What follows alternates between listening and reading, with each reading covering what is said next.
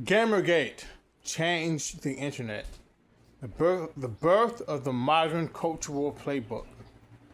In 2016, a man who would go on to run the presidential campaign said this about a harassment campaign over video games. You can activate that army. They come in through Gamergate or whatever, and then get turned to politics and Trump. That man was Steve Bannon. Knows what he's doing there, but more importantly, knows what he's not doing there. He's not describing Gamergate as a scandal or a controversy or a mess that got out of hand. He's describing it like it's infrastructure, like a pipeline, something you route people through on the way to something else. So this video isn't really about video games. It's about the moment a set of tactics got field tested, the manufactured outrage, the fake grassroots movement built to look organic, the coordinated pressure campaigns, the I'm just asking questions bad faith debate, tests on a small, mostly ignored corner on the internet that most people never took seriously to watch closely, and it worked disturbingly well. Well enough that people with much bigger ambitions than ethics and gaming journalism picked it up and scaled it up. Gamergate is the pilot episode. Everything since has been the show. Part 1, the spark. Let's get the actual story out of the way first, because it matters less than people think. And that's kind of the point. August 2014, a man named Aaron published a long blog post about his breakup with his ex-girlfriend, a game developer named Zoe Quinn. The post is detailed, chat logs, screenshots, the whole relationship autopsied in public. Buried in it is an implication that Quinn had traded sex for a favorable review of her game, a small personal text-based project called Depression Quest. Here's the detail that should have killed the story before it started. The journalist named the post never reviewed her game. His one article that even mentioned it ran it before the two of them were ever involved. It didn't matter. The post landed on 4chan, and once it's there, the accusation stops being the thing people are actually responding to. What they're responding to is something else. Something that was already sitting there looking for a reason to go off. That's the first lesson. It's the one that shows up again and again and again in everything that follows. The initial claim doesn't need to survive scrutiny. It just needs to survive long enough to give people a reason to already be angry. People who are angry to get angrier. Part 2, the playbook. This is the part worth actually sitting with, because these aren't just things that happened in 2014. These are the load-bearing pieces of basically every manufactured online controversy since. 1, the ethics veneer. Gamergate called itself a consumer movement about ethics in game journalism. That was the banner underneath the banner. A sustained harassment campaign against specific named people, doxings, rape threats, death threats. The stated cause and the actual behavior never had to line up. And that's not a flaw in the campaign. That's the design.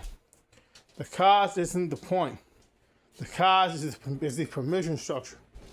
It's the thing that gets people participating in something ugly while telling themselves a clean story about what they're doing. You've seen this since every we're just asking questions movement runs on the same fuel. Number 2, manufactured grassroots cover. At some point, a hashtag appeared called Not Your Shield. The pitch is that it's women and people of color tired of feminists coming to speak for them, pushing back. Leaked chat logs told a different story. It was invented by the same organizers running the harassment campaign, specifically to give them a shield against accusations of misogyny and racism, not a movement or defense mechanism manufactured in advance. 3. Institutional pressure campaigns. This is the part that doesn't get talked about. It's the least chaotic and the most effective. Organizers built advertiser blacklists, email templates, phone scripts, a literal 5-step plan for which publications to target, and what to say when you call the sponsors. Intel pulled his ass from gaining sites over this. This wasn't a lynch mob losing its mind. This was logistics. 4. Bad faith debate weapon. The demand was always just debate us. And out of that demand came a specific tactic that didn't even have a name. Inserting yourself in the conversation over and over and over endlessly, to the banner of reasonable curiosity for the sole purpose of exhausting the person on the other end. You already know what this looks like. It looks like your replies. 5. Real-world escalation. Doxing, home addresses being posted, swatting attempts, coordinated on message boards, meant to send armed police to someone's front door over a video game disagreement. This was never contained to being just online, as people would call it. Part 3, the pipeline. Here's where the SS is slowed down, but this is the actual thesis. It's not a metaphor. It's a documented lineage. Milo Yiannopoulos used Breitbart to become one of the loudest amplifiers of Gamergate, turning an obscure image board grievance into something with real reach. Steve Bannon was running Breitbart at the time, and Steve Bannon has said on record he recognized what he was looking at. An angry, mobilized, deep online audience that could be redirected somewhere else entirely. The tactics didn't get reinvented for the next target. They got repackaged, manufactured outrage, coordinated harassment, a persecution narrative for the people doing the harassing. All we got picked up wholesale and pointed at a presidential campaign 2 years later. This is the line to sit with. Gamergate didn't just predict what was coming. Specific people would watch it happen, took note, and built a strategy out of it. Part 4. It never actually stopped. Because once a tool works, nobody just retires it. Sad Puppies took the same grievance structure and pointed it to the Hugo Awards. Bad stuffing dressed up as pushing back against message fiction. Pizzagate ran on the same mechanisms. Screenshots, judges asking questions, decentralized amateur research, and metastasized to something much larger, which was QAnon. Comicsgate ran the same template on comics. And a decade later, almost beat for beat, the same ethics framing got printed at a video game consulting studio called Sweet Baby Inc. And the journalists who covered it got the same treatment Zoe Quinn and Neil Sarkeesian got in 2014. Nobody had to invent anything new. The playbook was just sitting there waiting to be picked up back again. Part 5, closing. So go back to Bannon's quote.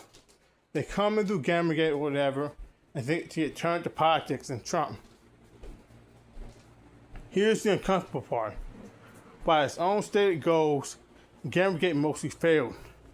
The industry didn't purge feminists or quote-unquote social justice warriors. If anything, some of the companies leaned harder into diversity commitments, specifically to distance themselves from the whole thing. But that outcome was never actually the metric that mattered. Not to the people who took the real lessons from it. The actual product of Gamergate wasn't anything that happened in gaming. It was proof of concept. Proof that a coordinated online minority could manufacture a narrative, launder through a sympathetic media ecosystem, and force real institutions to respond to it. That proof of concept didn't stay in gaming.